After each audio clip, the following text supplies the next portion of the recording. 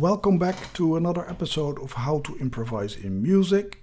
In the introduction we talked shortly about the tonal system and the keyboard, the piano keyboard layout. We also talked about half steps and why half steps are very important to determine the distance between two notes. We also noticed that the exact same distance on two notes are always sounding the same, which will come in handy later when we start building chords. I also advise you to play at least 30 minutes a day and to please play along with all these lessons, because playing along makes you memorize it all way faster. All right, this one is about melody, harmony, and scales. And melody and harmony are a topic I will briefly discuss.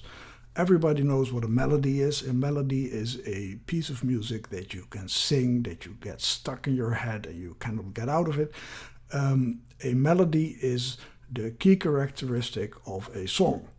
Let's play a melody. It's a melody that's worth nothing, but let's hear what happens when I add some harmony. And harmony is the accompaniment of the melody.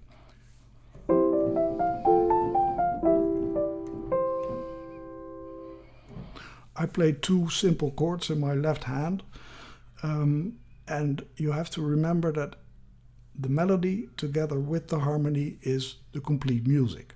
So the harmony is all the music except for the melody.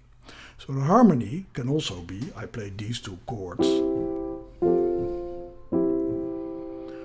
The harmony can also be here. You hear that this harmony has a lot more body, a lot more energy to it than the simple.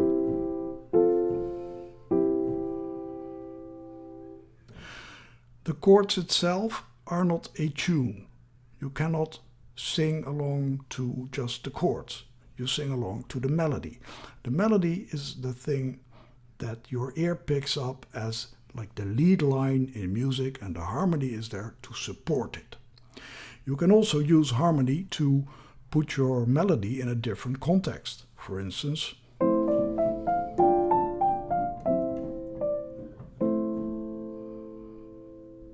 now I played the same melody, but I put minor chords below it, and the entire atmosphere changes. So the harmony can also be used to steer the melody in a certain way or to emphasize a certain feeling. If you are really an advanced listener, please follow this suggestion and listen to fugues composed by Johann Sebastian Bach. In a fugue, there are multiple melodies playing together. A fugue is never about chords. A fugue is about multiple melodies touching each other and playing in sync with each other, and thus creating chords. If you are an advanced listener, you can even sing along with each separate melody in a 4-voice fugue or even in a 5-voice fugue.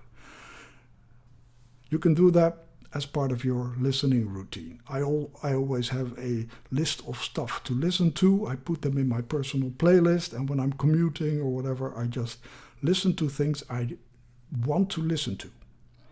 I never listen to the same thing just because I'm bored. Well, that's me. All right. We touched a bit on the topic of scales.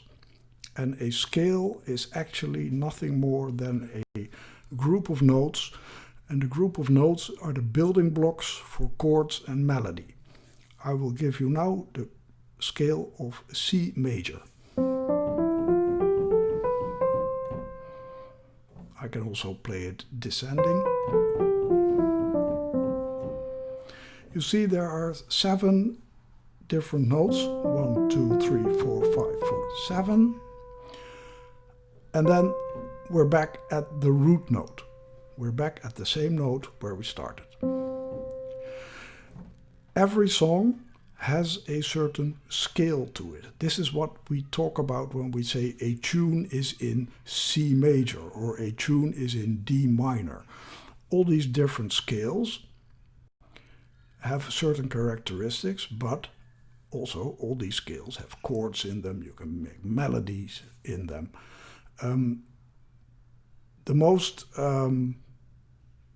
I will now stick with C major for now. We will treat the minor scales in a different section. Let me show you what I meant when I said that a scale is the building blocks for chords and melody. I will play simple chords in the scale of C major.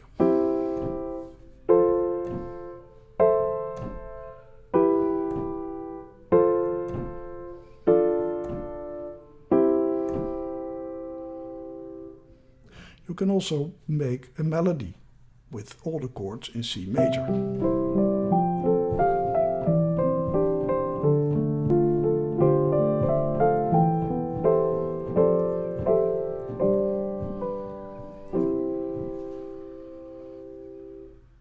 One scale gives you almost all the material you need to make a song.